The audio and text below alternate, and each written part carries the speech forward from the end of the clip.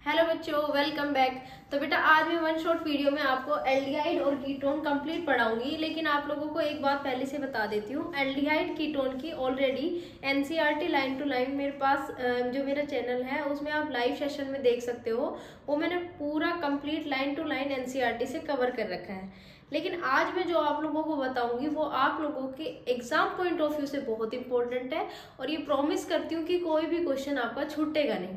जो मैं आपके सामने जो 10 टॉपिक लिखे हैं इससे बाहर आपका एक भी क्वेश्चन नहीं होगा, ऐसा मैं प्रॉमिस करती हूँ। और अगर आप ये वीडियो देखकर गए एल्डिहाइड कीटोन की, तो आपको बहुत ज़्यादा लगेगा कि हमने एल्डिहाइड कीटोन जो एक लेंथी चैप्टर था बहुत कम टाइम में बहुत अच्छे से कवर किया है।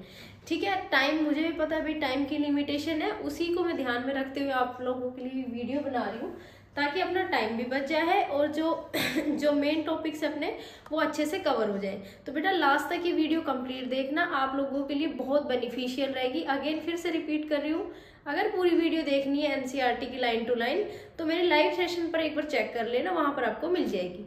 ठीक है, अब बिना टाइम वेस्ट करे हम शुरू करते हैं एल्डिहाइड और कीटोन। देखो बच्चे, जो 10 टॉपिक है ना, इनसे बाहर एक भी टॉपिक आपको नहीं पढ़ना। कोई भी चैप्टर हम शुरू करते हैं ऑर्गेनिक में या किसी में भी करते हैं तो सबसे पहले इंट्रोडक्शन पढ़ते हैं।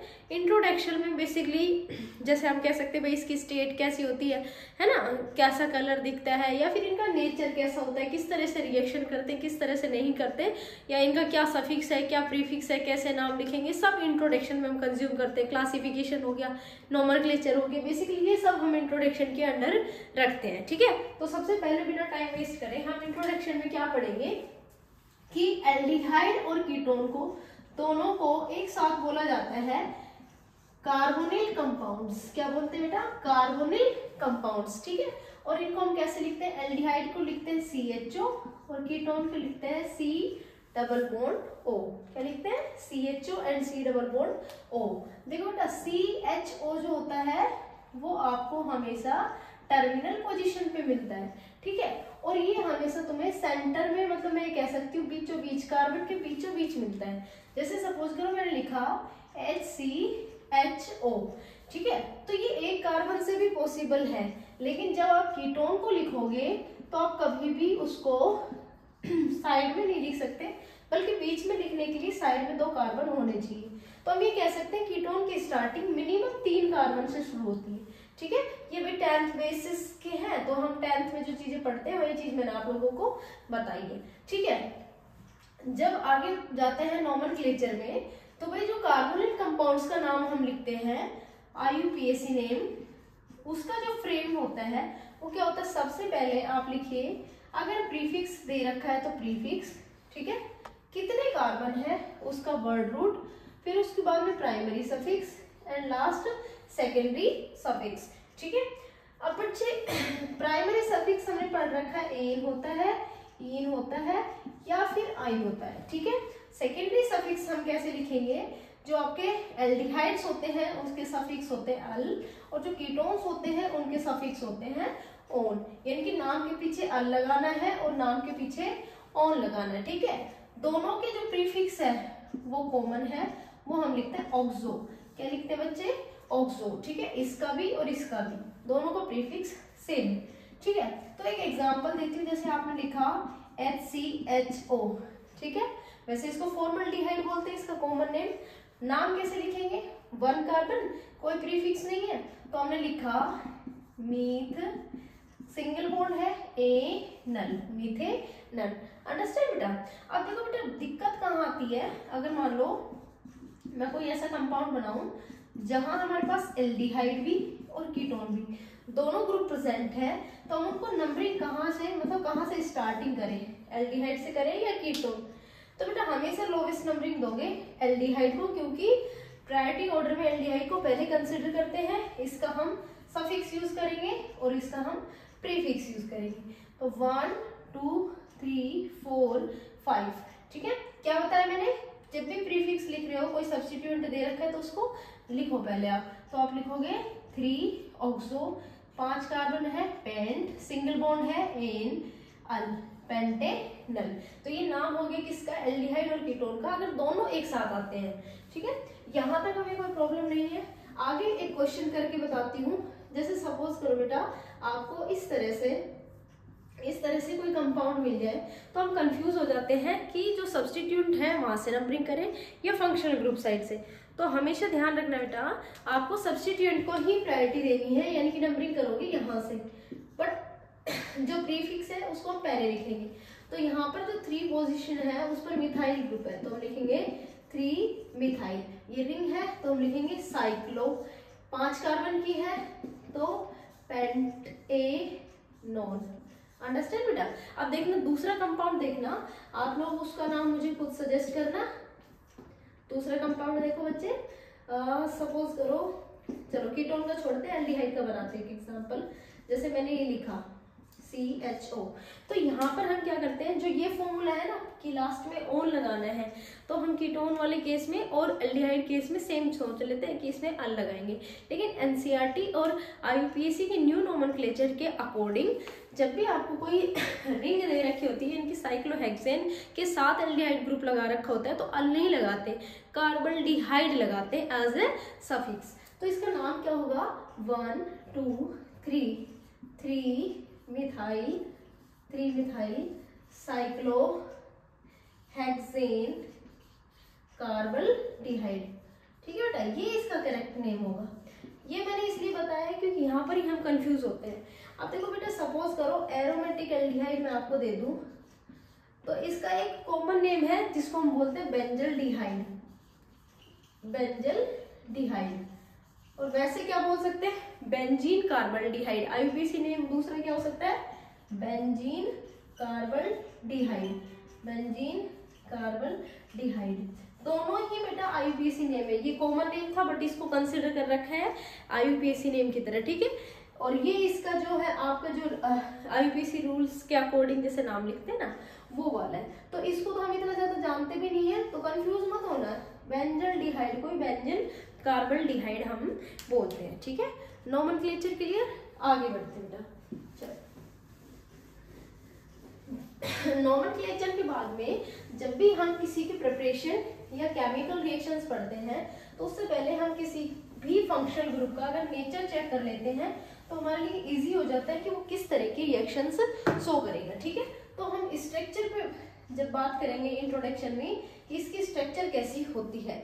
जो भी कार्बोनिल कंपाउंड्स होते हैं जैसे C≡O, इसकी स्ट्रक्चर को ध्यान से देखिए, यानी कि कोई भी बॉन्ड यहाँ पर हो सकता है, जैसे CH3 लगाऊं या मैं H लगाऊं, कुछ भी लगाऊं, इसकी शेप को ध्यान से देखिए। और लास्ट ईयर जो आपने केमिकल बॉन्डिंग पढ़ी है किसकी सिमिलरिटी, BF3 जैसा लग रहा है ना, और BF3 की स्ट्रक्चर कैसी होती है, ट्राइगोनल प्लेनर स्ट्रक्चर। ठीक है, और ये हाइब्रिडाइजेशन कौन सा है बेटा, इस कार्बन का sp2। ठीक है, क्योंकि एक सिग्मा, दूसरी सिग्मा, तीसरी सिग्मा, टोटल 3 सिग्मा। ठीक है, तो sp2 हाइब्रिडाइजेशन। कार्बन का जो नेचर होगा, अगर ये मान लो इलेक्ट्रॉन इस तरफ इलेक्ट्रोनेगेटिव एटम की तरफ शिफ्ट हो रहे हैं तो यहाँ पर आएगा पॉजिटिव। तो जो ये कार्बन पॉजिटिव है दैट मीन्स ये इलेक्ट्रोफाइल सेंटर है और इस पर हमेशा न्यूक्लियोफाइल्स अटैक करते हैं। इसलिए कार्बोनिल कंपाउंड्स की कैरेक्टरिस्टिक्स रिएक्शंस जो होंगी न्यूक्लियोफिलिक एडिशन रिएक्शंस होंगी। कौन सी होंगी, न्यूक्लियोफिलिक एडिशन रिएक्शन। मतलब कौन अटैक करेगा, न्यूक्लियोफाइल अटैक भी करेगा और वहां पर जुड़ेगा भी।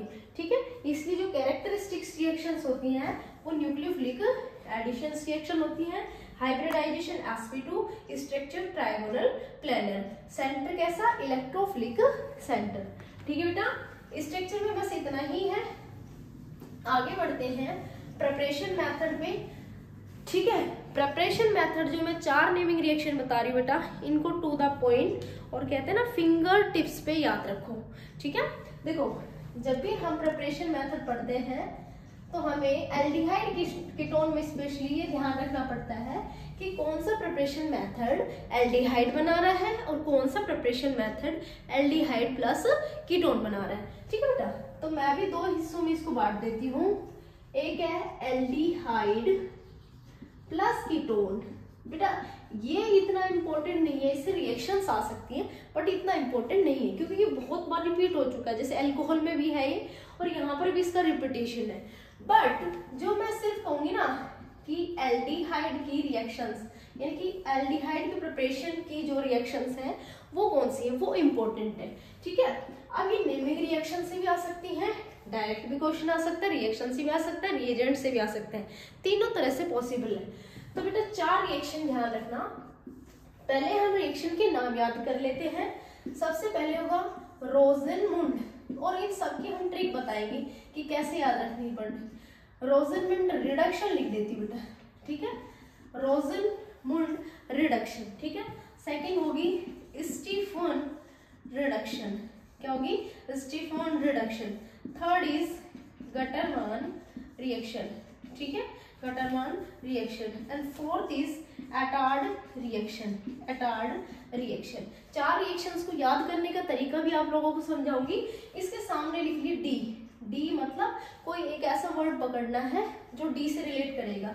तो जिसमें पीडी लिख रखा है और BSO4 लिख रखा है वो रोजेनमुंड रिडक्शन शो करेगा, ठीक है। स्टीफन रिडक्शन मतलब जिसमें तुम्हें गिवन है Lewis acid SnCl2 and hydrochloric acid, यानी कि वो स्टीफन रिडक्शन शो करेगा। गटरमान कोच रिएक्शन, बच्चे कोच रिएक्शन में सी को पकड़ लीजिए, कार्बन मोनोऑक्साइड और हाइड्रोक्लोरिक एसिड, कोच CO को पकड़ लीजिए। एटार्ड रिएक्शन में टाउलिन से, फेमस रिएक्शन बेटा, टाउलिन से बेंजल्डिहाइड बनाया जाता है, बेंजल्डिहाइड बनाया जाता है, ठीक है।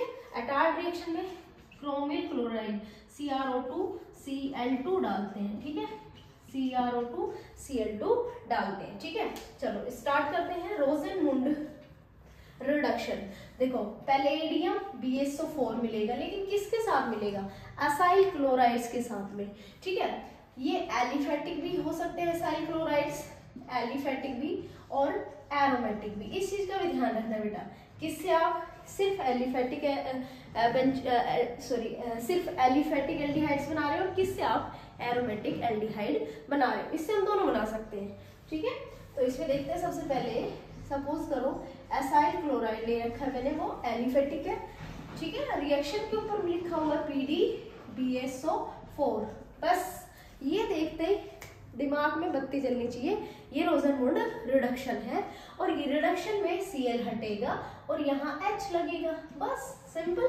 क्या लगाएंगे हम, C≡OH, ठीक है, अंडरस्टैंड। अब बच्चे सपोज करो मैं इसको रिप्लेस कर देती हूँ C6H5 से, बेंजीन रिंग से, रिएजेंट सेम है तो यहाँ पर क्या लिखूं, C6H5 C≡OH, दोनों बन गए।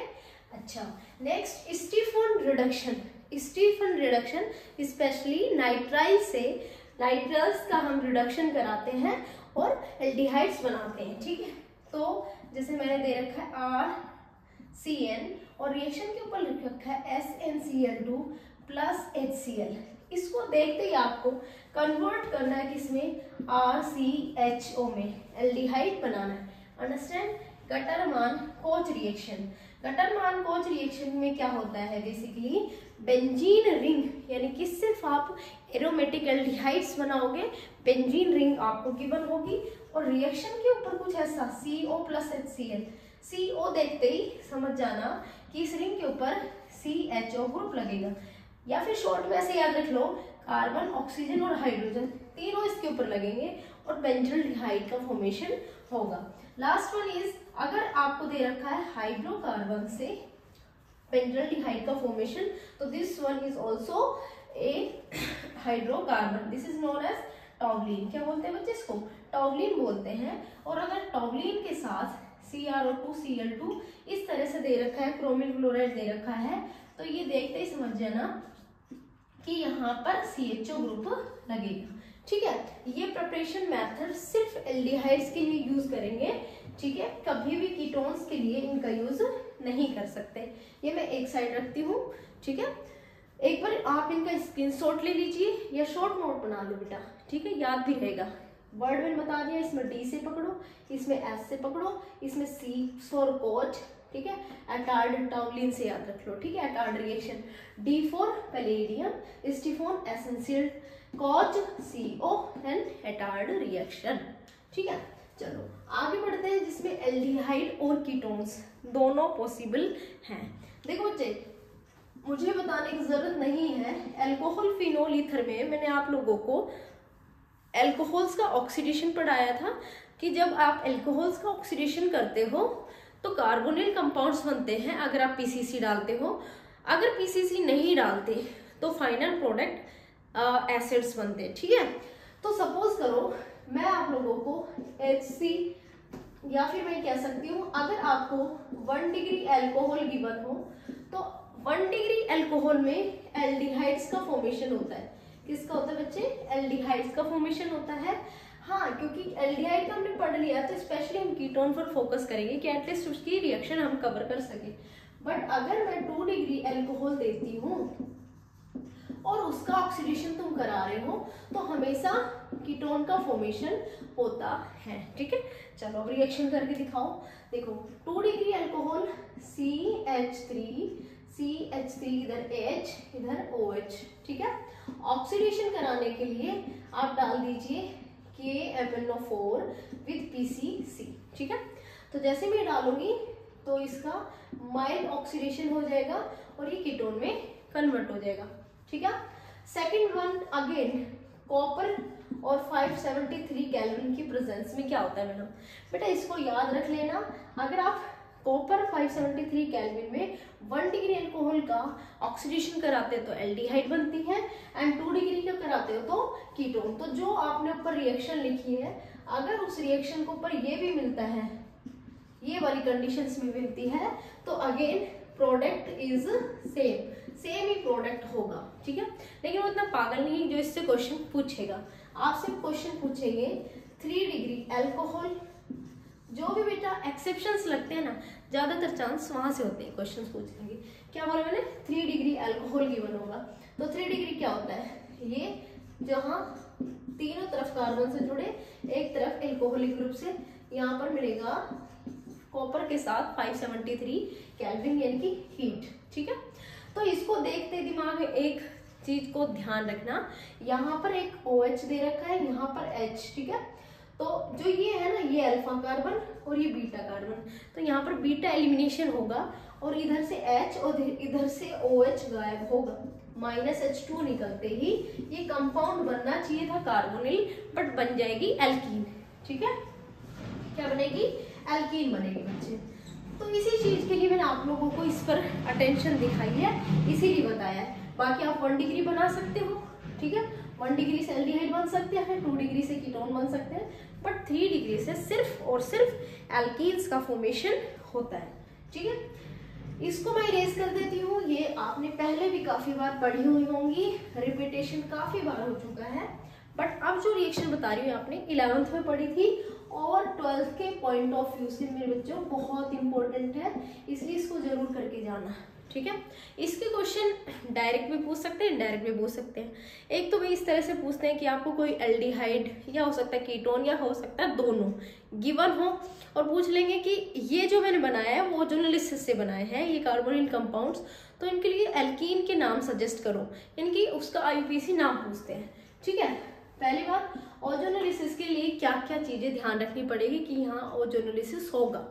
तो भाई अगर आपको रिएक्शन के ऊपर इस तरह की कंडीशन मिलती है, जिंक विद H2O, तो ही ओजोनोलिसिस होगा। ओजोनोलिसिस में ओजोनॉइड बनता है जो कुछ इस तरह का दिखेगा। यहाँ पर देखो, एक ऑक्सीजन, यहाँ ऑक्सीजन, यहाँ ऑक्सीजन, इस तरह का ओजोनेशन होगा और हर कार्बन के साथ एक ही ऑक्सीजन जाएगा। ये बचा हुआ ऑक्सीजन इस H2O के साथ जाएगा, पेरोक्साइड निकल के बाहर हो जाएगा। कैसे? वो आप एक बार इसमें देखिए। सपोज करो अगर मेरे पास सिमेट्रिकल एल्कीन है, तो सबसे अच्छी बात यह है कि ओजोनोलिसिस हम सिर्फ और सिर्फ यहाँ पर एल्कीन्स का पढ़ते हैं, ठीक है। तो सबसे सिंपल एल्कीन कौन सी है बच्चे? CH2CH2, ठीक है। ओजोनोलिसिस कराओ, O3 गिवन है, जिंक के साथ पानी डाला हुआ है। ओजोनोलिसिस में खास बात बेटा आपको सिर्फ एक चीज ध्यान रखनी है कि O3 जोड़ते टाइम गलती मत करना। जो मैंने डबल बॉन्ड लगाया इसको इरेज करो, यहाँ पर लिखो H H C H H, double bond को हटा करके एक ऑक्सीजन ऊपर लिख लो, एक ऑक्सीजन इसके नीचे, एक ऑक्सीजन इसके नीचे और बॉन्ड्स बना दो। बॉन्ड्स बन गए। अब इन बॉन्ड्स को जब तुम तोड़ो तो इस हिसाब से तोड़ो कि हर कार्बन के साथ एटलीस्ट एक ऑक्सीजन जाए, तो इसको बोलते हैं ओजोनॉइड, ओजोनाइड। ठीक है, अब ये इंटरमीडिएट बन गया। ये रिएक्शन करेगा, किसके साथ कर रहा है भाई, देखो पानी डला हुआ है ना, तो इसके साथ ये ऑक्सीजन चला गया, ये हो गया H2O2 बाहर। अब बच्चों ध्यान से देखो इस स्ट्रक्चर को, अगर मैं दोबारा से बॉन्ड फॉर्म करती हूँ तो कार्बन की 4 वैलेंसी है, ये सारे बॉन्ड अगर टूट जाते हैं तो यहाँ पर ये बॉन्ड बनेगा, और इसको मैं बोल सकती हूँ HCHO, और ये तो फॉर्मल्डिहाइड होता है। तो दोनों तरफ मैं ये कह सकती हूँ कि टोटल 2 HCHO हमारे पास में फॉर्म हो रहा है। अब ये तो एल्डिहाइड की बात हो गई।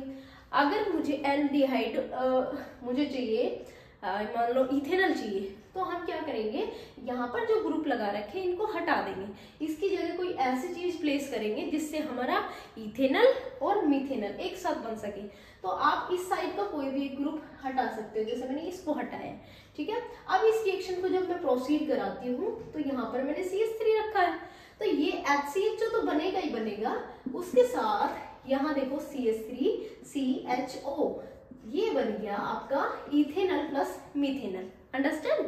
लेकिन अगर मैं कहूँ कि बच्चों मुझे सिर्फ कीटोन चाहिए, तो आप लोग क्या करोगे, जो H है उनको सब जगह से हटा दोगे। ठीक है, इस तरह से एल्कीन बना लेंगे। 1 2 3 4 5 6, टोटल 6 कार्बन है अपने पास में, तो जो तुम्हारे प्रोडक्ट बनेंगे वो 6 कार्बन से ज्यादा नहीं होने चाहिए। ठीक है, अब इसका ओजोनोलिसिस कराइए। ठीक है, ओजोनोलिसिस कराने का तरीका मैंने बता ही दिया है, मैं डायरेक्ट करके दिखाती हूँ। इसी तरह से होगा CH3O CH3 CH3O, यहाँ से बॉन्ड तोड़ी, यहाँ से बॉन्ड तोड़ा। ठीक है, तो इसको ध्यान से देखो, CH3 C+O CH3 CH3 C+O CH3, तो ये क्या बन गया, प्रोपेनॉन। 2 बार बना है तो हम इसको लिखेंगे C2CH3 C+O CH3। ठीक है, ओजोनोलिसिस मुझे लग रहा था आप लोगों को थोड़ा टफ लगती होगी, इसलिए मैंने इसमें टाइम भी लिया है। आप लोग बेटा इसके आगे प्रैक्टिस करना। ठीक है, ये रिएक्शंस इरेज कर देते हैं, आगे बढ़ते हैं। ओजोनोलिसिस कंप्लीट हो गया। हाइड्रोकार्बन चैप्टर में आपने एल्काइन का हाइड्रेशन पढ़ा था, तो वो रिएक्शन यहाँ पर फिर से रिपीट है। 11th की रिएक्शन है हाइड्रेशन ऑफ एल्काइन। ठीक है, तो सबसे पहले हम एल्काइन में सबसे simple alkyne CH triple bond CH का हाइड्रेशन कराएंगे। ठीक है, किसकी प्रेजेंस में कराएंगे, एसिड सल्फ्यूरिक एसिड और मर्क्यूरी की प्रेजेंस में। ठीक है, अगर आपको ये रिएजेंट गिवन है और एल्काइन दे रखा है तो कंफ्यूज मत होना। सबसे पहले तो बनेगा एल्कोहल कुछ इस तरह से OH। ठीक है, ये टोटोमेरिज्म करेगा। ठीक है बेटा, यहाँ पर क्या आएगा, ये बॉन्ड शिफ्ट होगा यहाँ पर H, तो फाइनली जो प्रोडक्ट बनेगा, जितने आपके पास में कार्बन है उतने ही कंपाउंड कार्बन लेके बनेंगे, तो ये बनेगा CH3CHO। ठीक है, दिस इज आर इथेनॉल। ठीक है, अब सपोज करो मैं प्रोपाइन ले लेती हूँ, प्रोपाइन ले लेते हैं CH3C ट्रिपल बॉन्ड CH। ठीक है, यहाँ पर कंडीशन है Hg and sulphuric acid and H2, hydration of alkyne. तो यहाँ पर क्या बन सकता है, CH3C+O CH3, ये क्या बेटे, कीटोन है। ठीक है, ये सारे जो मेथड्स मैंने आप लोगों को बताए हैं, आप लोग इनकी प्रैक्टिस कर लेना। ये एलिफेटिक क्या बन गए, कीटोन्स तैयार हो गए। ठीक है, यहाँ से इरेज कर देती हूँ। Next one is aromatic ketones. ठीक है बच्चे, एरोमेटिक कीटोन्स को बनाने का सबसे सिंपल तरीका क्या है कि बेंजीन लो और बेंजीन की इलेक्ट्रोफिलिक सब्स्टिट्यूशन रिएक्शन करा दो। ठीक है, उसके लिए हमें एसिटाइलेशन कराना पड़ेगा। क्या कराना पड़ेगा, एसिटाइलेशन कराना पड़ेगा।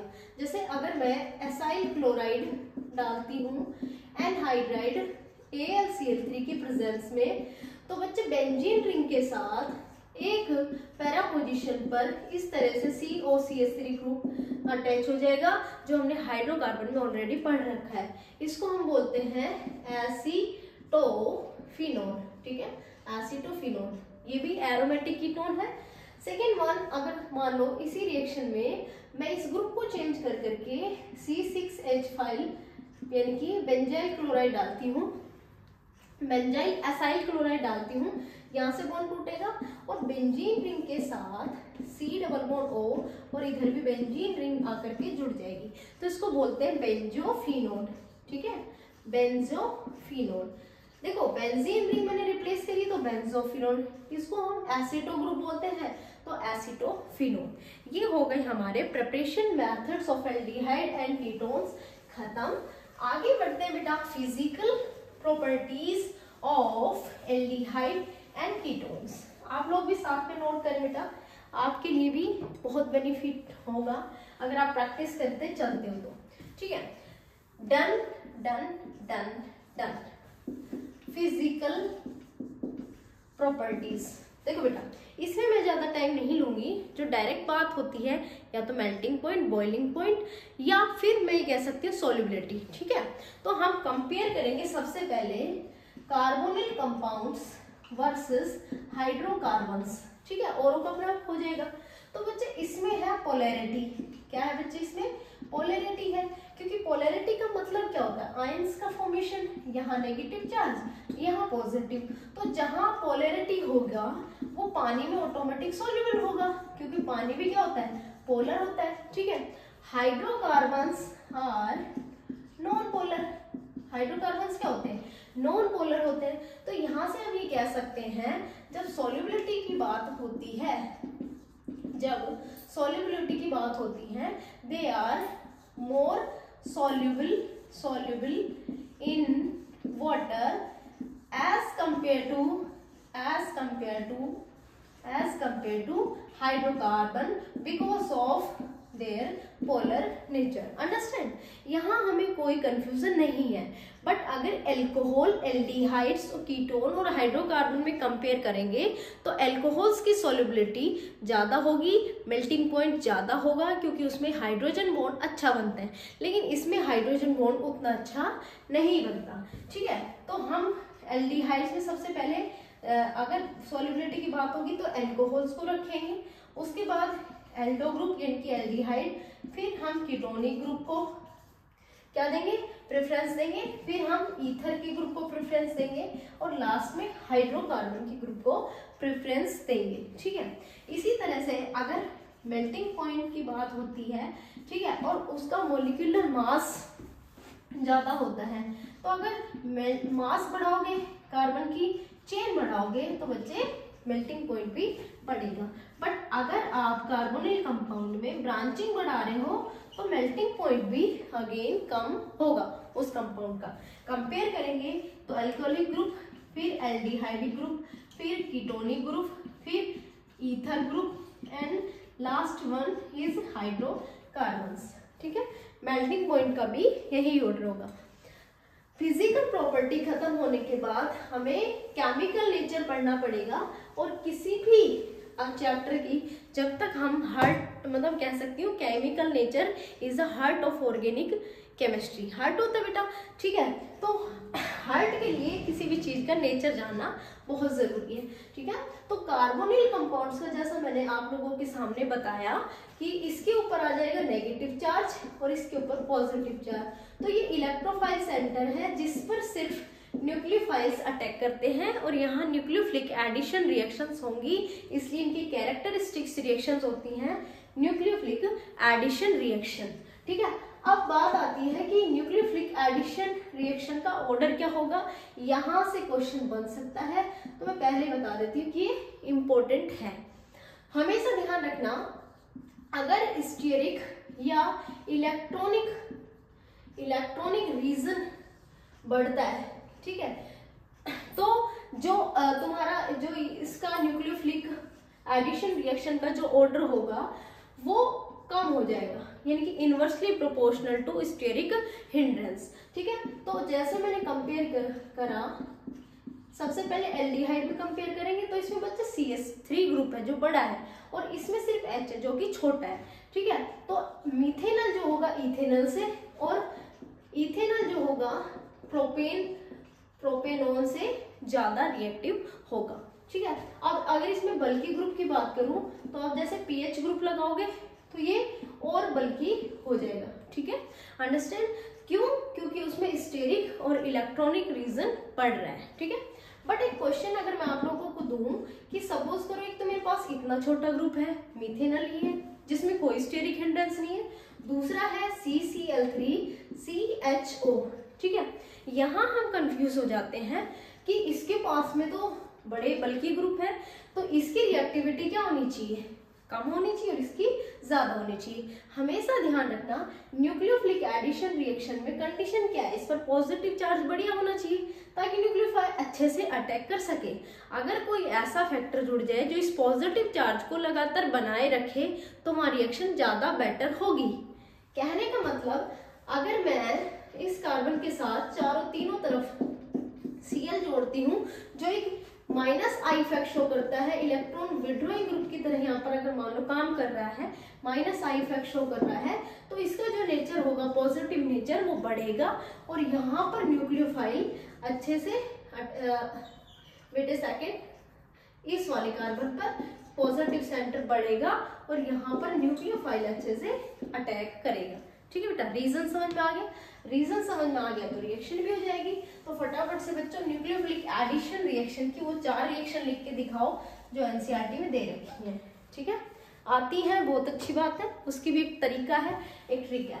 ठीक है, ये है कार्बोनेट कंपाउंड्स और ये है अपनी वो 4 रिएक्शन। सबसे पहले जो रिएक्शन है उसमें हम HCN के साथ रिएक्ट कराएंगे। ठीक है, HCN के साथ में रिएक्ट कराएंगे तो ये न्यूक्लियोफाइल है और ये इलेक्ट्रोफाइल है। इस पे पॉजिटिव चार्ज, इस पे नेगेटिव चार्ज, ये इसके साथ अटैच हो जाएगा सीधा डायरेक्ट जाकर के। C एक तरफ OH दूसरी तरफ Cl, तो इसको बोला जाता है साइनोहाइड्रिन। क्या बोलते हैं बच्चे?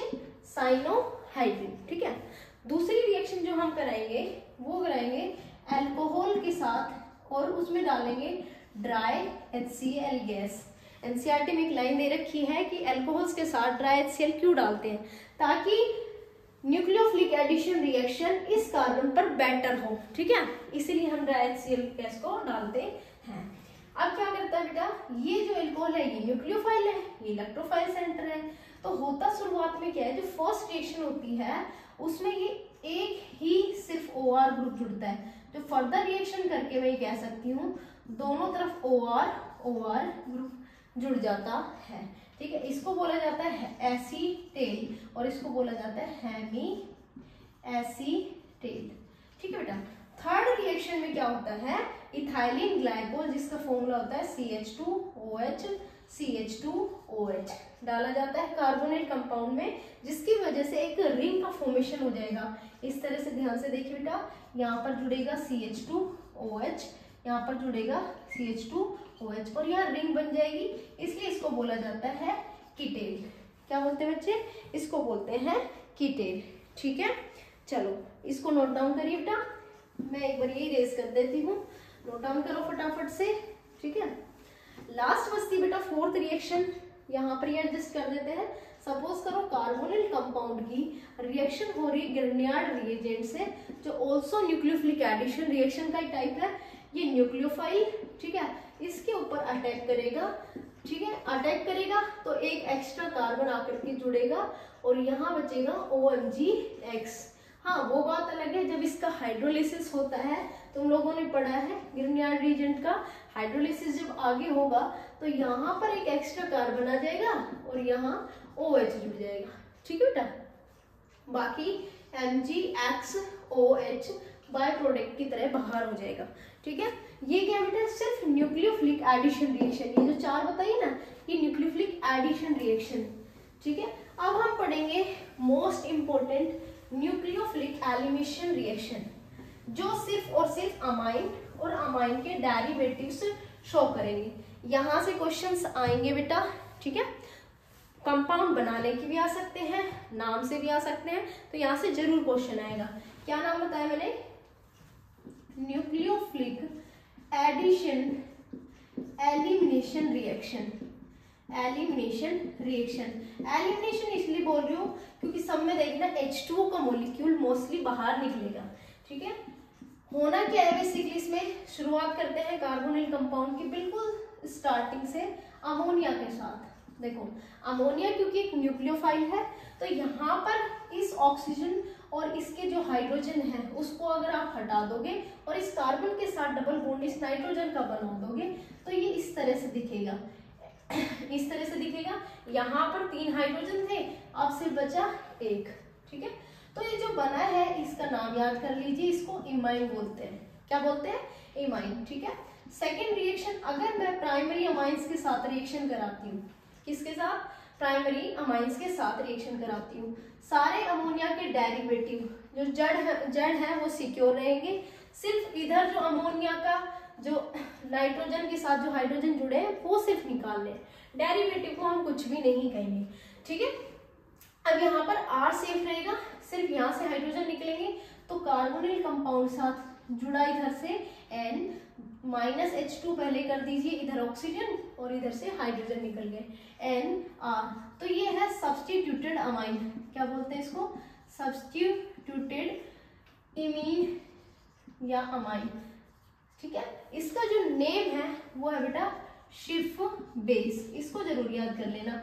शिफ बेस सब्स्टिट्यूटेड इमाइन को ही हम बोलते हैं। ठीक है, third one is hydrazine. NH2 NH2 को हाइड्रोजीन बोला जाता है। इसमें आप जड़ किसी को भी मान लो, क्या करता है हाइड्रोजीन में हाइड्रोजन 2 और 1 ऑक्सीजन बाहर निकल जाता है, यहाँ नाइट्रोजन और इधर NH2 जुड़ता है। ठीक है, इसको क्या बोलते हैं? ऑक्सिम बोलते हैं बच्चे।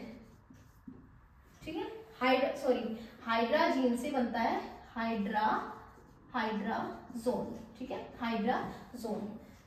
अगला बेटा हाइड्रोक्सिल अमाइन NH2OH। ठीक है, यहाँ पर ये Z है, यहाँ से सिर्फ 2 हाइड्रोजन को निकालिए NOH। ठीक है, इसको बोला जाता है ऑक्सिम। क्या बोलते हैं? ऑक्सिम। ठीक है, अब जो मैंने हाइड्रोजीन बनाया इसी को थोड़ा सा फिनाइल हाइड्रोजीन यानी कि C6H5 ग्रुप से आप रिप्लेस कर दीजिए। ठीक है, C डबल बॉन्ड O की इधर से रिएक्शन करिए, C6H5 NH2। ठीक है, C double bond N single bond NH C6H5। ठीक है, चलो ये क्या है बेटा? Nucleophilic addition reactions. ठीक है, क्या है? न्यूक्लियोफिलिक एडिशन रिएक्शन, जिसमें एलिमिनेशन हो रहा है किसका? वाटर के मॉलिक्यूल्स का। ठीक है, एक बेटा 2,4-DNP टेस्ट भी इसमें आता है।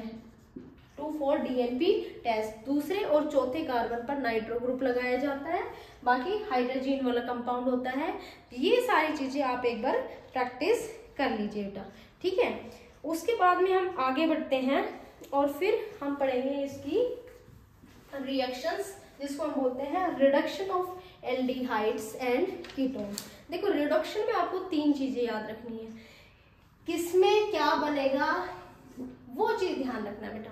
देखो आप लोगों को अच्छे से पता है, जब भी कार्बोनिल कंपाउंड्स की रिडक्शन की बात आती है तो 2 हाइड्रोजन की डिमांड होती है और NaBH4 हम डालते हैं। ठीक है, उससे क्या बनते हैं? एल्कोहल्स बनते हैं। ठीक है, और उल्टा अगर कर देते हैं, अगर हमें ऑक्सीडेशन कराना है तो कार्बोनिल कंपाउंड्स बनते हैं। तो ये चीज कोई नई नहीं है, मुझे बताने की जरूरत नहीं है। जैसे मान लो मैंने लिया इथेनल।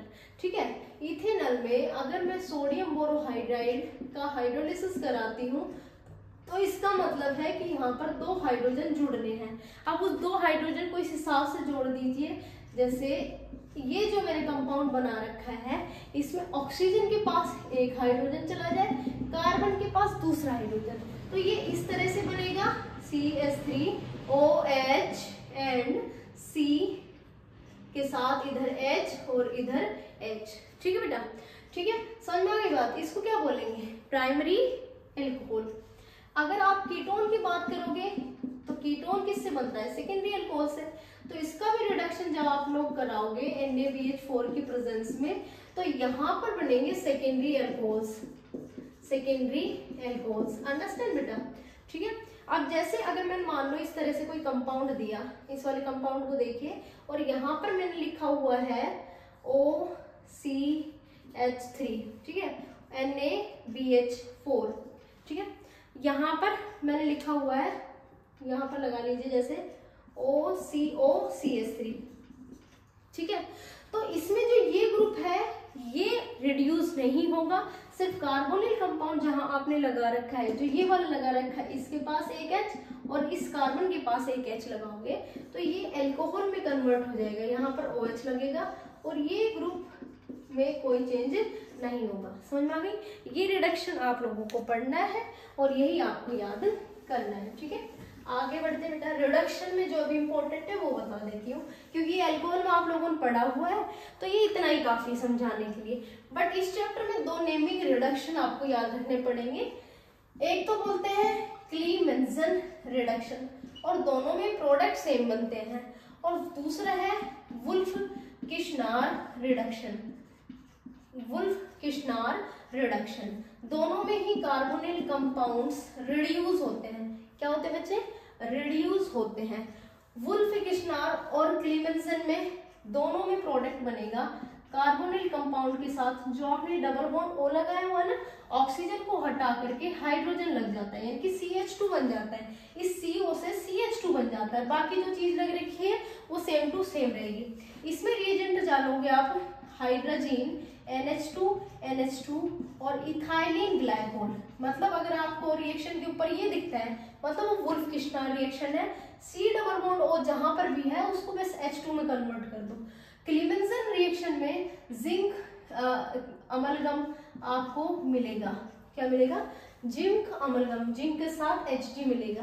तो ये दोनों पहचान है बच्चे। जैसे मैं आप लोगों को क्वेश्चन दे दूं, जैसे मैंने दिया ये वाला क्वेश्चन और यहाँ पर लिख देती हूँ जिंक अमलगम या फिर हाइड्रोजन के साथ इथाइलिन ग्लाइकोल। दोनों में से कोई सी रिएक्शन आती है तो आप लोगों को सीधा बात बस ये ध्यान रखनी दिमाग में कि जो ऑक्सीजन दिख रहा है ना उसके डबल बॉन्ड हटा दो, ऑक्सीजन को हटा दो, हाइड्रोजन लगा दो। तो जो कंपाउंड, चाहे मैं इसको ऐसे लिखूं या फिर आप लोगों को इसको ऐसे लिखना है तो ऐसे लिखो, मतलब इस कार्बन का एक तरह से यहाँ पर जो ऑक्सीजन है डबल बॉन्ड हट जाएगा, रिडक्शन हो जाएगा, ठीक है। या फिर मैं जैसे इसको देख लीजिए CH3 C double bond OH, ठीक है। क्लीमेंसन रिडक्शन करा रही हूं मान लो, तो यहाँ पर जो CO ग्रुप है ये किस में कन्वर्ट होगा बच्चे? इधर की तरफ से जो CO ग्रुप है वो हाइड्रोजन के साथ कन्वर्ट हो जाएगा। यहाँ H, यहाँ H, यहाँ ऑलरेडी H प्रेजेंट है तो ये बन गया CH3। तो कहने का मतलब ये है कि कार्बोनिल कंपाउंड से सीधा हाइड्रोकार्बन का फॉर्मेशन किससे होता है? या तो क्लीमेंसन रिएक्शन है या फिर वुल्फ किश्नार रिएक्शन से। ये मैंने एक एग्जांपल दे दिया, इनकी आप प्रैक्टिस कर लेना, ठीक है। क्लीमेंसन जिंक अमलगम, वुल्फ किश्नार हाइड्रोजन के साथ इथाइलिन ग्लाइकोल आपको गिवन होगा, ठीक है। ये क्या बच्चे? Reduction of aldehydes and ketone, ठीक है। रिडक्शंस के बाद अगला टॉपिक अपना ऑक्सीडेशन, ठीक है। ऑक्सीडेशन में टोलिन और फेलिन रिएजेंट जो हम पढ़ते हैं वो भी फेमस है, बट मैं उन सबको एक तरह से टेस्ट में आप लोगों को बताऊंगी, ठीक है। एक जो कंबाइंड टेस्ट है उसमें बताऊंगी, ठीक है। चलो, ऑक्सीडेशन का क्या मतलब? अगर आप कार्बोनिल कंपाउंड का ऑक्सीडेशन कराते हो, ऑक्सीडेशन किसके प्रेजेंस में करा सकते हैं? KMnO4 के प्रेजेंस में, या CrO3 के साथ सल्फ्यूरिक एसिड डाल दीजिए, या K2Cr2O7 डाल दीजिए। ये सारे अच्छे ऑक्सीडाइजिंग एजेंट हैं जो आपको कार्बोक्सिलिक एसिड, यानी कि लास्ट ग्रुप क्या है? कार्बोक्सिलिक एसिड में कन्वर्ट होते हैं, ठीक है। जैसे मैंने लिया HCHO और इसका ऑक्सीडेशन कराया तो ये कन्वर्ट होगा HCOOH में, मीथेनॉल से मीथेनोइक एसिड, ठीक है। अगर मान लो मैं लेती हूँ CH3COCH3, ये कीटोन है, इसका भी ऑक्सीडेशन कराती हूँ मैं, तो ये जो ग्रुप है ये किस में कन्वर्ट हो जाएगा? CH3 C double bond OCH3, ठीक है। अब आगे बढ़ते बेटा, ऑक्सीडेशन के बाद आगे जो हम बढ़ेंगे तो हम इसमें क्या पढ़ेंगे? मोस्ट इंपॉर्टेंट रिएक्शंस, जिसको हम कंडेंसेशन भी बोल सकते हैं। क्या बोलेंगे बेटा? कंडेंसेशन रिएक्शंस, ठीक है। लेकिन उससे पहले एक छोटी सी चीज मेरे दिमाग में आ रही है, जो एल्डिहाइड और कीटोन्स हैं उनकी एक रिएक्शन और बचती है ESR रिएक्शन, यानी कि ये इलेक्ट्रोफिलिक सब्स्टिट्यूशन रिएक्शन कैसी शो करते हैं। तो तुम लोग मुझे आंसर करना है कि ये रिएक्शन कैसी कर सकते हैं। सपोज करो जैसे मैंने कार्बोनिल कंपाउंड लिया, बेंजल्डिहाइड के साथ पूरा कंपाउंड तैयार करा, ठीक है, और इसका कंसंट्रेट सल्फ्यूरिक एसिड और कंसंट्रेट HNO3 के साथ रिएक्शन करा रहे हो। तो बचपन से हमने पढ़ रखा है भाई इसमें नाइट्रेशन होगा। अब वो नाइट्रेशन कौन सी पोजीशन पे होगा वो आप लोगों को बताना है। देखो नाइट्रेशन अगर हम क्लोरोबेंजीन का करा रहे हैं तो ऑर्थो पैरा मेजर प्रोडक्ट बन रहे हैं, लेकिन मान लो कार्बोक्सिलिक एसिड हो या एल्डिहाइड हो या कीटोन हो, ये ऐसे ग्रुप हैं जो कभी भी नाइट्रेशन यानी कि इलेक्ट्रोफिलिक सब्स्टिट्यूशन रिएक्शन में नाइट्रेशन कभी भी ऑर्थो और पैरा पोजीशन पर रिएक्शन नहीं होने देते। ये मेटा डायरेक्टिंग होते हैं और डीएक्टिवेटिंग ग्रुप होते हैं। तो मैं ये कह सकती हूँ कि एल्डिहाइड्स एंड कीटोन्स या फिर carboxylic acids are meta directing groups. क्या बच्चे? Meta directing groups and most deactivated group. बस इस बात को ध्यान रखना है। तो अगर मेटा डायरेक्टिंग ग्रुप है तो जो ये जो 3 पोजीशन है जिस पर नेगेटिव आना चाहिए था, इनकी बजाय यहाँ पर आएगा पॉजिटिव। अब इलेक्ट्रोफाइल खुद पॉजिटिव, इन दोनों पोजीशन इनके ऑर्थो पैरा पोजीशन पर पॉजिटिव, तो पॉजिटिव पॉजिटिव तो रिपेल करेगा। अगर थोड़ा बहुत नेगेटिव चार्ज बचता भी है तो वो इस मेटा पोजीशन पर बचेगा और नाइट्रेशन का होगा मेटा पे, इसलिए इनको बोलते हैं हम मेटा डायरेक्टिंग ग्रुप्स। ठीक है बेटा, क्या है ये? मोस्ट डीएक्टिवेटिंग है, मेटा डायरेक्टिंग ग्रुप है। ये क्या हो गई? Electrophilic substitution reaction. ठीक है, अगला पार्ट है कंडेंसेशन। क्या बच्चे? कंडेंसेशन। चलो कंडेंसेशन के लिए मुझे थोड़ा सा बोर्ड इरेज करना पड़ेगा। कंडेंसेशन रिएक्शन में क्वेश्चन अपना बनता है और इम्पोर्टेंट है, पक्का आएगा, ध्यान रखना इस बात को। ठीक है, पक्का आएगा यहाँ से कंडेंसेशन से क्वेश्चन। डायरेक्ट बड़ा भी पूछ सकते हैं, छोटा भी पूछ सकते हैं। ठीक है, कंडेंसेशन बेटा आपको 2 तरह के याद रखने हैं, एक एल्डोल और दूसरा केनिज़ारो। पहले कंडेंसेशन का मतलब समझो। जैसे आप पॉलीमर्स बनाते हो, पॉलीमर्स में क्या होता है? बहुत सारे मोनोमर यूनिट्स आपस में जुड़ जाते हैं। तो मान लो मैं कोई एल्डिहाइड लूं और वो एल्डिहाइड दोनों आपस में जुड़ जाए, तो ये कंडेंसेशन है। ठीक है, एक तरह से एसोसिएट होना ही कंडेंसेशन है। ठीक है, तो कंडेंसेशन हमारे सिलेबस में 2 है, दोनों को हम बताएंगे। पहला है एल्डोल और क्रॉस एल्डोल। पहला है aldol and second is Cannizzaro condensation. ठीक है, दोनों को याद रखने की ट्रिक कैसे याद रखना है? ए से स्टार्ट हो रहा है, अल्फा हाइड्रोजन प्रेजेंट। ये हो गई वहां जहां अल्फा हाइड्रोजन प्रेजेंट होंगी, यानी कि अगर कार्बोनिल कंपाउंड के पास अल्फा हाइड्रोजन नहीं है तो वहां पर एल्डोल कंडेंसेशन कभी भी पॉसिबल नहीं है। कैनी मतलब कांट बी, मतलब एक तरह से हमारे पास में वो चीज नहीं है, मना कर रहे हैं, तो नो अल्फा हाइड्रोजन। इसकी कंडीशन ये है कि जहां हाइड्रोजन नहीं होगा मैं वही रिएक्शन करूंगा। चलो भाई, दूसरी रिएक्शन क्या है कि आप इसकी रिएक्शन कराओगे या तो डाइल्यूट, जो भी डाइल्यूट एल्किली बेस है जैसे NaOH या फिर KOH की प्रेजेंस में, और इसमें उल्टा होता है, इसमें आप डालोगे या तो कॉन्सेंट्रेट क्या डालने हैं NaOH या फिर KOH। ठीक है, कि इसमें आप बेरियम हाइड्रोक्साइड भी यूज कर सकते हो। अंडरस्टैंड बेटा? क्या क्या बताया? पहले अल्फा हाइड्रोजन होना चाहिए, दूसरा डाइल्यूट NaOH होना चाहिए। इसमें मान लो आप कंडेंसेशन करा रहे हो तो स्पेशली मैं प्रोडक्ट पर फोकस करूंगी। जो प्रोडक्ट बनेंगे तुम्हारे वो एल्कीन के साथ में कार्बोनिल कंपाउंड तुम्हें दिखेगा, एल्कीन के साथ में लास्ट प्रोडक्ट जो बनेगा वो एल्कीन के साथ में। और इसमें क्या होगा? खुद का ही वो कंपाउंड रिडक्शन कर लेगा और खुद का ही ऑक्सीडेशन। ठीक है, तो इस रिएक्शन को हम बोल सकते हैं डिसप्रपोर्शन रिएक्शन। ठीक है, मतलब एक एल्डिहाइड का ऑक्सीडेशन होगा या एक कीटोन का ऑक्सीडेशन होगा, दूसरे कंपाउंड का रिडक्शन होगा। अच्छा, अगर एल्डिहाइड का रिडक्शन होता है तो अल्कोहल बनता है, और ऑक्सीडेशन होता है तो कार्बोक्सिलिक एसिड बनता है। तो इसमें इस तरह के कंपाउंड बनेंगे, इसमें इस तरह के कंपाउंड्स बनेंगे। ठीक है, तो क्वेश्चन यहाँ पर सबसे पहले हम स्टार्ट करते हैं। मान लीजिए मैंने लिया मिथेनॉल HCHO, इसके 2 मोल ले रखे हैं, और रिएक्शन पर मैंने लिख रखा है डाइल्यूट NaOH। तो समझ जाइए यहाँ एल्डोल कंडेंसेशन नहीं होगा, क्योंकि इसकी कंडीशन क्या है बेटा, अल्फा हाइड्रोजन होने ही होना चाहिए, और इस वाले कार्बन के साथ सीधा हाइड्रोजन अटैच है, कोई अल्फा कार्बन अटैच नहीं है तो अल्फा हाइड्रोजन भी नहीं है, तो ये कोई रिएक्शन शो नहीं करेगा। लेकिन अगर मैं इसको चेंज कर देती हूँ और यहाँ पर लिख देती हूँ CH3CHO, तो इसके पास अल्फा कार्बन भी है, अल्फा हाइड्रोजन भी है, मतलब ये रिएक्शन यहाँ पर हो सकती है। अब टोटल देखो CH3CHO, इसमें 2 कार्बन, टोटल कार्बन 4, तो 1 2 3 4। ठीक है, अगर CHO है तो एक तो टर्मिनल पे लग रहा होगा, ठीक है, एक इस वाले यहाँ पर लग रहा होगा। ठीक है, इनकी वैलेंसी कंप्लीट कर लीजिए। जैसे यहाँ पर मैंने लिखा CH3, यहाँ पर लिखा मैंने CH, और यहाँ पर लिख दिया CH2। ठीक है, तो पहले तो प्रोडक्ट बनाइए। अब इसी का क्या करना है, हमने डिहाइड्रेशन कराना है, डिहाइड्रेशन। ठीक है, कंप्लीट जो रिएक्शन बनेगी ना अपनी अल्कोहल के बाद में, वो हमारी डिहाइड्रेशन रिएक्शन होगी। तो जो ये वाला है ना, इसके इधर से ये वाला, इस वाले कार्बन से हाइड्रोजन को एलिमिनेट कर दीजिए, और यहाँ से OH को एलिमिनेट कर दीजिए, तो यहाँ पर तो आ जाएगा डबल बॉन्ड, तो ये बनेगा CH3CH double bond CH single bond CHO।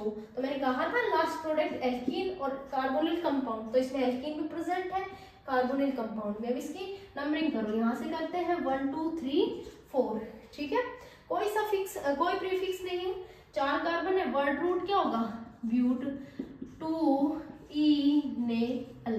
ठीक है बेटा, ये अपना फाइनल प्रोडक्ट बन गया किसमें, एल्डोल कंडेंसेशन में। अब एक क्वेश्चन देती हूँ, अगर मान लो अगर मैं आप लोगों को रिएक्शन में ये देती हूँ CH2CHO, और क्वेश्चन ये है कि क्या ये एल्डोल कंडेंसेशन रिएक्शन दे सकता है, तो आंसर होना चाहिए दे सकता है, क्योंकि इसका अल्फा हाइड्रोजन प्रेजेंट है।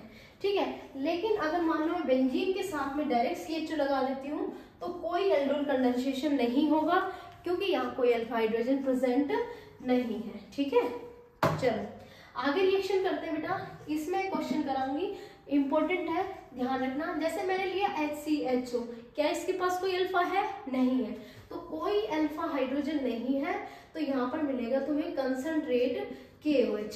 ठीक है, इस खुद के मॉलिक्यूल का यानी कि फॉर्मल्डिहाइड का ही आप कंडेंसेशन करवाओगे, जिसमें एक ऑक्सीडेशन हो जाएगा, दूसरे मॉलिक्यूल का रिडक्शन। ठीक है, तो ऑक्सीडेशन और रिडक्शन में जैसे मान लो अगर मीथेनॉल है तो ये क्या बनाएगा, मीथेनॉल CH3COH। ठीक है, दूसरा क्या बनाएगा, HCOOK।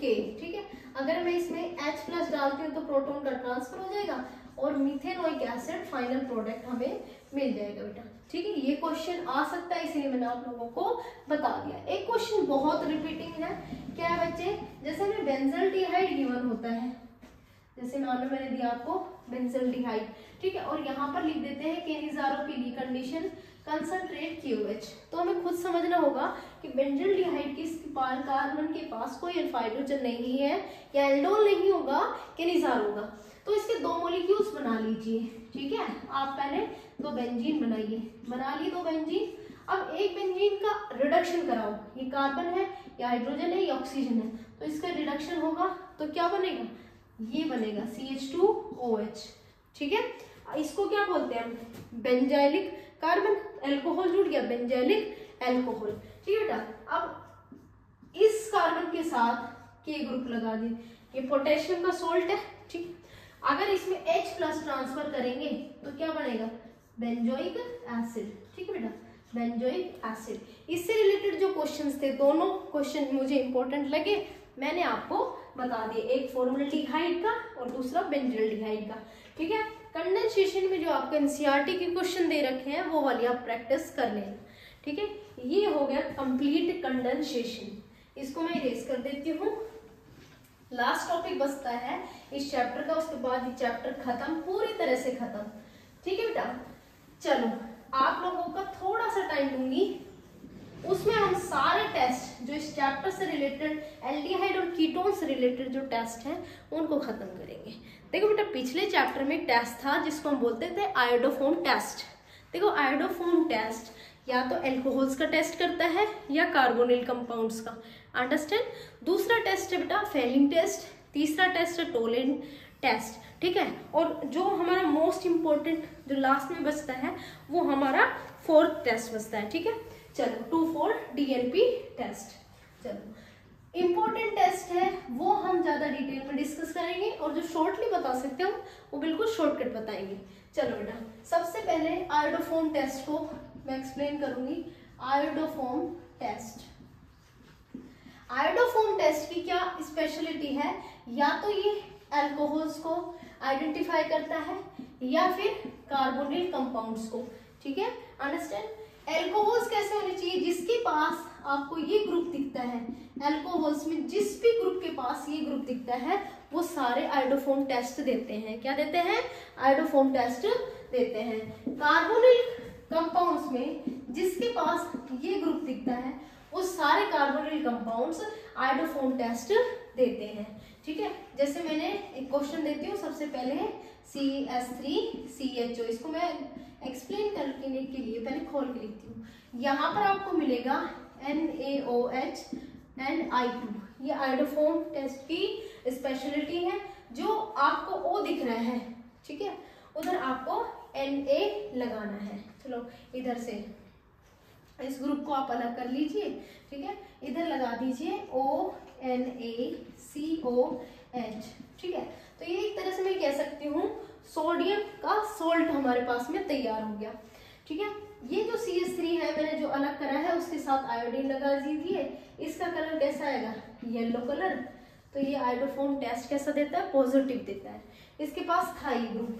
चलो अब आप लोग इसमें बताओ क्या ये आयोडोफोम टेस्ट देगा, बिल्कुल देगा, क्योंकि चाहे आप इस साइड से चेक कर लो या इस साइड से चेक कर लो, दोनों तरफ कार्बोनिल कंपाउंड पास ये ग्रुप है, तो ये रिएक्शन होगी, 100% होगी। आप जहां से कराना चाह रहे हो उस वाले CH3 को हटा करके ONA लगा दो। तो मैं यहाँ पर लगा देती हूँ ONaCO, इधर की तरफ H नहीं है, CH3 है, प्लस CH3I, तो ये आयोडोफोम टेस्ट देगा, ठीक है। अब इसकी बात करते हैं HCHO, और आयोडोफोम टेस्ट के बारे में पूछती हूँ तो ये कोई रिएक्शन नहीं देगा, कोई येलो पीपीटी हमें ऑब्टेन नहीं होगी, क्योंकि इसके पास में ये वाला ग्रुप प्रेजेंट नहीं है, ठीक है।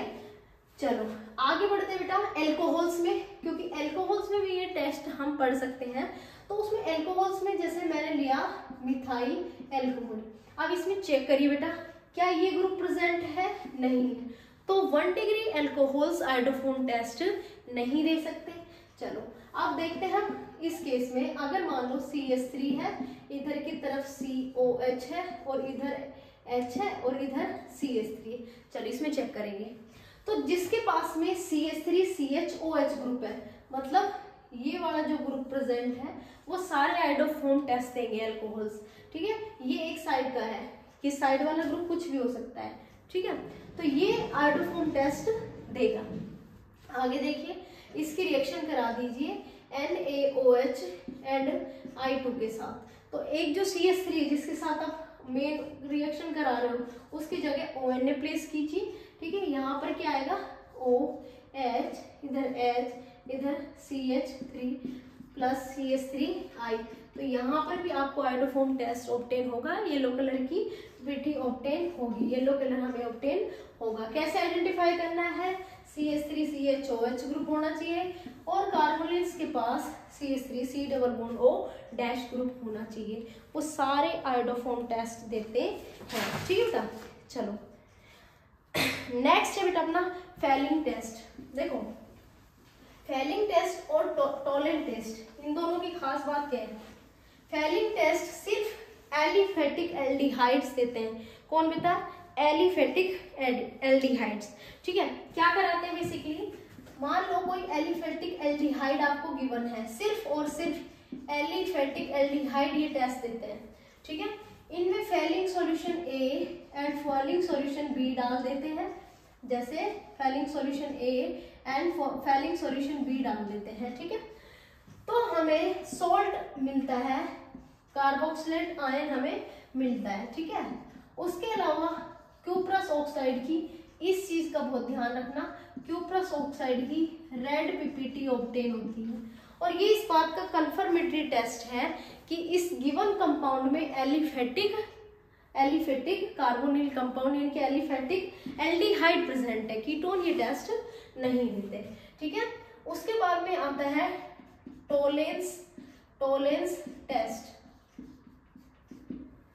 सिल्वर अमोनिकल नाइट्रेट के प्रेजेंस में हम क्या करते हैं, एलिफेटिक और एरोमेटिक एल्डिहाइड की रिएक्शन कराते हैं और हमें सिल्वर मिरर टेस्ट ऑब्टेन होता है, यानी कि सिल्वर कलर की एक लेयर बन जाती है, उसको हम बोलते हैं सिल्वर मिरर टेस्ट। तो इसका दूसरा फेमस नाम क्या है, silver mirror test, silver mirror test, ठीक है बेटा। किसके प्रेजेंस में, एल्डिहाइड, चाहे आप एलिफेटिक लो या फिर आप एरोमेटिक लो, दोनों की रिएक्शन अमोनिक सिल्वर नाइट्रेट में, अमोनिकल सिल्वर नाइट्रेट में होगी। सॉल्ट मिलेगी हमें RCO नेगेटिव, इसी तरह से ArCO नेगेटिव, Ag यहाँ पर प्रेसिपिटेट, यहाँ पर प्रेसिपिटेट, ठीक है। तो ये जो कलर आएगा टेस्ट ट्यूब में इस तरह से, यहाँ पर साइड में लेयर बन जाएगी, बिल्कुल सिल्वर जैसी दिखेगी, तो इसको बोलते हैं सिल्वर मिरर टेस्ट। क्या बोलते हैं, सिल्वर मिरर टेस्ट, ठीक है। लास्ट बचता बेटा 2,4-DNP टेस्ट। 2,4-DNP टेस्ट, देखो 2,4-DNP जो टेस्ट होता है उसकी जो हमें पीपीटी ऑब्टेन होती है वो हमेशा सिर्फ और सिर्फ कार्बोनिल कंपाउंड्स की कंफर्मेटरी टेस्ट को बताता है और ऑरेंज कलर की पीपीटी ऑब्टेन होती है, ठीक है। तो जैसे मान लो मैंने कार्बोनिल कंपाउंड्स की रिएक्शन कराई 2,4-DNP के साथ, क्या होता है 2,4-DNP NH2 NH, इधर रिंग 4 ग्रुप पे NO2 और इधर भी NO2, ठीक है। 1 2 3 2,4-DNP टेस्ट, 2,4-डाइनाइट्रोफिनाइल रिंग, ठीक है।